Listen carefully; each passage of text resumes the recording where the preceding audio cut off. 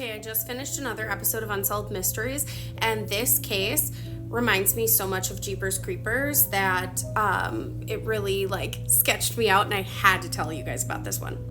For those of you who don't know, I am currently going down a rabbit hole starting from the very first episode of Unsolved Mysteries from the 80s and seeing what ones have been solved and which ones are still, unfortunately, unsolved. This is the case of Dennis and Marilyn Depew, and jump scare warning in 3, 2, 1. Oh my god! Every time they showed this man's actual face and not the enactments of them, I was like, he really, oof.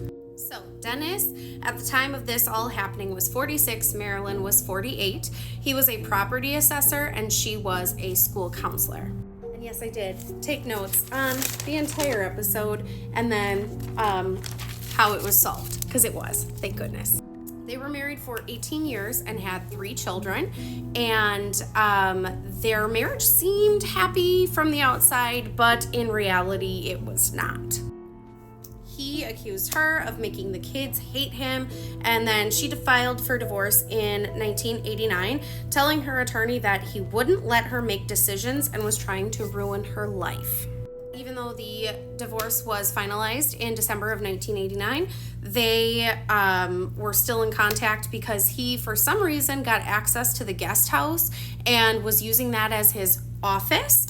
And even after Marilyn had changed the locks in the house multiple times, he kept finding ways of getting in, which, hello, why are we not calling the cops in that situation? So then everything goes even more downhill on April 15th of 1990, which was Easter Sunday, because he had bi-weekly visitation with his kids, and he showed up to pick them up, and I'm sorry, I can't look at his face anymore.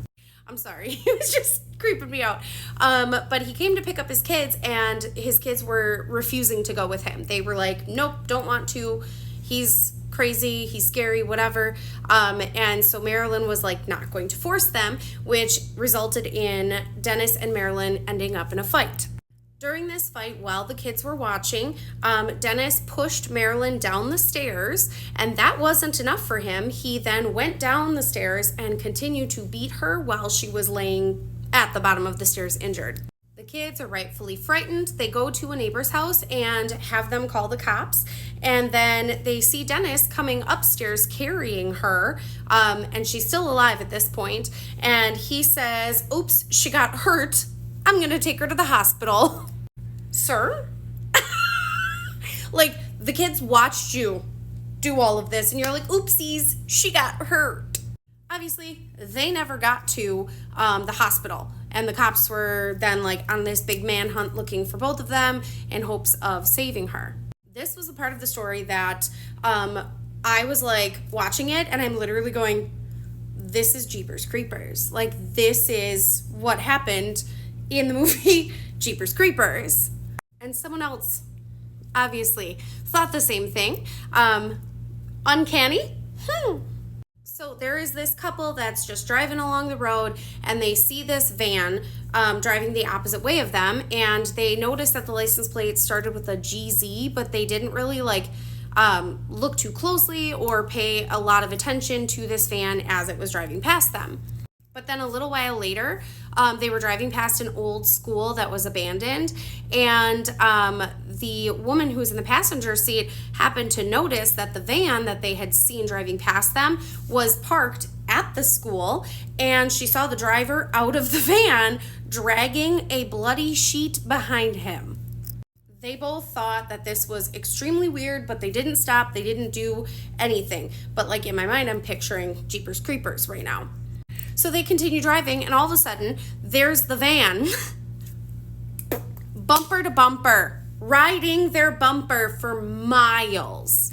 At that point, I would have been absolutely panicking, freaking out, because, of course, there's not cell phones at this time, so they can't call for help in that situation. So he's riding their bumper for several miles, and then ends up just whipping out and passing them, which, again, the beginning of Jeepers Creepers from 2001. So they keep driving, and they see this man pull over to the side of the road, get out, and then he starts changing his license plates on the van. And as they are driving past, they can see that there is blood on the van. So in that moment, this was where they were the stupid people in a horror film. They decided, let's go back to that old schoolhouse where we saw him with the bloody sheet and see what's there. Me personally, I would have been heading to the cop shop and letting the cops handle the situation. But no, they go back, they go around to the backside of this old abandoned schoolhouse, and they find a shallow hole that has the bloody sheet in it, but it is just the sheet.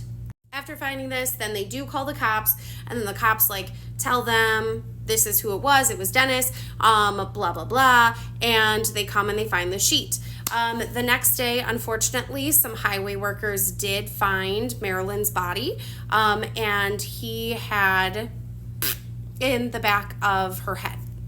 After this, the cops did not find him right away, but he sent letters to 17 different people, friends and family, with letters trying to justify why he ended Marilyn's life.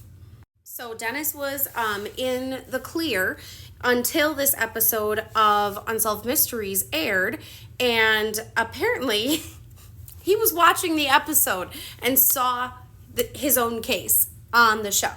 So this lady that they did not share her name or her picture, but they were calling her Mary, was arriving home in Dallas, Texas, where Dennis and Marilyn lived in Michigan, by the way. I think I forgot to mention that. But she got home in Texas, and her boyfriend was already there, and he was being really sketchy with her and was like, my mom is really, really sick all of a sudden, and I need to go emergency visit her, but I want you to make me a bunch of food to take on my trip. And she was kind of like, okay, this seems a little weird, but all right. And so then he makes her go in the kitchen, and he's giving her all of these weird instructions of things that he wanted, how he wanted the food prepared and made, and she had to cut things specifically, and all of this stuff that she was like, this is very odd. Later on, she does realize that this was his way of keeping her distracted. So she, one, couldn't look at the TV, and two, she couldn't call her friends up or something and have anybody give him away while he was packing up his stuff and allowing him to get away.